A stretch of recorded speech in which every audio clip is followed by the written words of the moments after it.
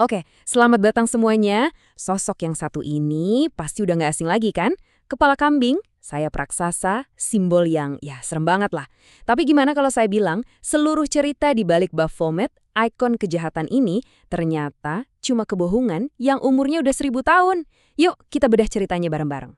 Coba deh lihat di film-film horor atau dengerin musik heavy metal, bahkan di teori-teori konspirasi, Baphomet itu udah kayak langganan jadi perwujudan iblis. Dia itu simbol absolut satanisme.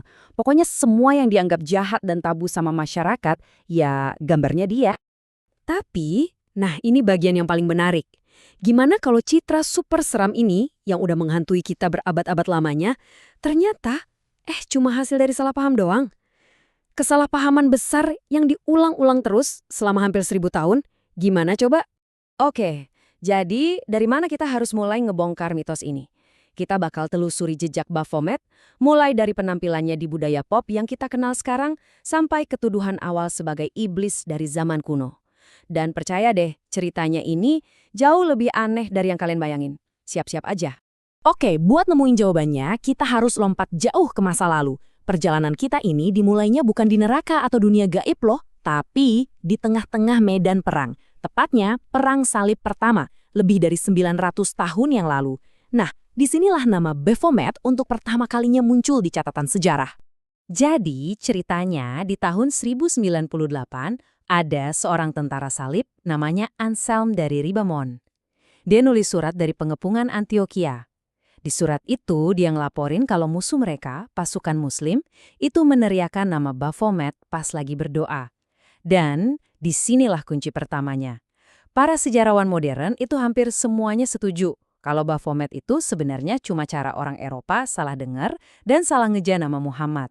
Nah, yang bikin ini gila itu, jurang pemahamannya dalam banget. Coba bayangin, tentara salib ini kan datang dari tradisi di mana figur suci itu bisa dianggap Tuhan ya. Jadi mereka salah kaprah, mereka ngira umat Islam itu nyembah Nabi Muhammad sebagai dewa. Mereka sama sekali nggak ngerti konsep tauhid, keyakinan Islam pada satu Tuhan yang tunggal Allah. Jadi, ya udah mereka ngebuat-buat sendiri musuh imajiner yang mereka sebut Baphomet. Oke, fast forward sekitar 200 tahun.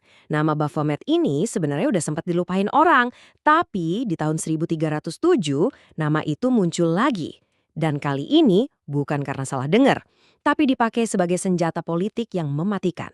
Dan targetnya, salah satu kelompok paling kuat di Eropa saat itu, Kesatria Templar. Jadi Kesatria Templar ini awalnya sih cuma ordo biarawan militer yang miskin.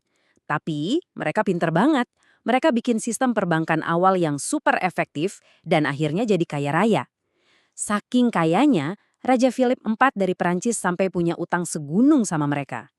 Nah, karena nggak bisa atau mungkin nggak mau bayar, si raja ini punya rencana licik. Dan Raja Philip ini nggak pakai basa-basi, dia langsung perintahkan penangkapan massal semua kesatria Templar di Prancis. Tuduhannya? Bidah, penyesatan. Dan buat nguatin tuduhannya itu, dia mendaur ulang kata lama yang udah terlupakan dari Perang Salib.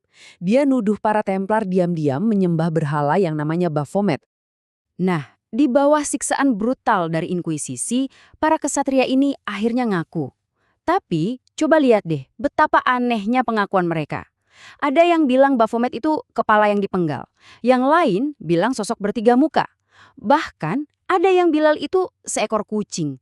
Seekor kucing loh. Ini kan jelas banget ngebuktiin satu hal. Baphomet itu nggak nyata. Itu cuma nama kosong yang dipaksa mereka isi pakai imajinasi paling liar di bawah siksaan. Oke, selama berabad-abad setelah itu, Baphomet itu ya cuma sebatas nama aja, sebuah tuduhan tanpa wujud. Tapi pas masuk abad ke-19, semuanya berubah. Seorang okultis dari Prancis akhirnya ngasih wajah ke Baphomet, wajah yang kita kenal banget sekarang. Cuma, tujuannya itu jauh banget dari yang kita kira. Nah, ini dia, gambar kambing sabat yang ikonik banget, hasil karya Eliphas Levi di tahun 1850-an. Dan ini penting banget buat dicatat. Levi itu bukan lagi ngegambar iblis versi Kristen, sama sekali bukan. Gambar ini jauh lebih rumit, lebih filosofis. Jadi, kalau ini bukan iblis, terus ini gambar apaan dong? Levi sendiri sebenarnya ngasih petunjuk. Dia nulis kalau nama Baphomet itu kalau mau dimengerti harus dibaca secara kabalistik dari belakang. Kabalistik itu sistem mistis Yahudi buat nyari makna-makna tersembunyi. Ini udah sinyal jelas banget kalau gambarnya itu adalah kode, sebuah alegori, bukan gambar monster beneran. Coba deh, kita perhatiin simbol-simbolnya. Tubuhnya itu androgeni, gabungan laki-laki dan perempuan. Terus ada tulisan solve et coagula di lengannya, itu prinsip alkimia, seni transformasi, yang artinya larutkan dan satukan kembali. Bahkan pentagram di dahinya itu simbol kemanusiaan. Jadi Levi itu nggak lagi nyiptain monster, dia lagi ngegambar peta filosofis tentang keseimbangan alam semesta.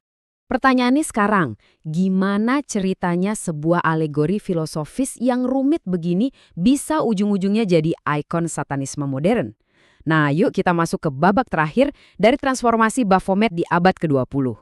Jadi, di tahun 1966 ada orang namanya Anton LaVey, dia mendirikan Church of Satan.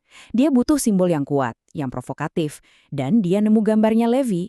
LaVey pun meminjam gambar Baphomet ini, tapi semua makna filosofis aslinya dipretelin habis. Dia cuma ambil gambarnya aja buat dijadiin simbol pemberontakan, dan ya buat bikin kaget orang, buat ngelawan dominasi Kristen waktu itu. Oke, jadi coba kita rekap perjalanan gila ini. 1.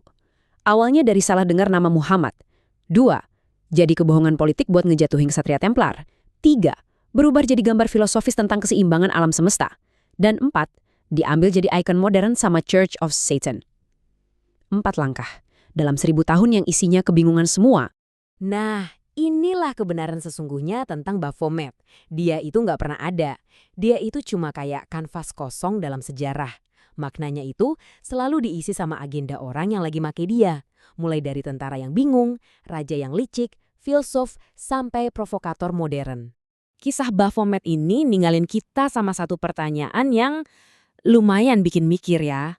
Kalau sebuah kebohongan yang awalnya cuma dari salah sebut nama aja bisa bertahan 1000 tahun dan berubah jadi sesuatu yang beda banget, kira-kira ada berapa banyak kebenaran lain yang kita percaya sekarang yang sebenarnya cuma cerita yang diulang-ulang terus dari dulu?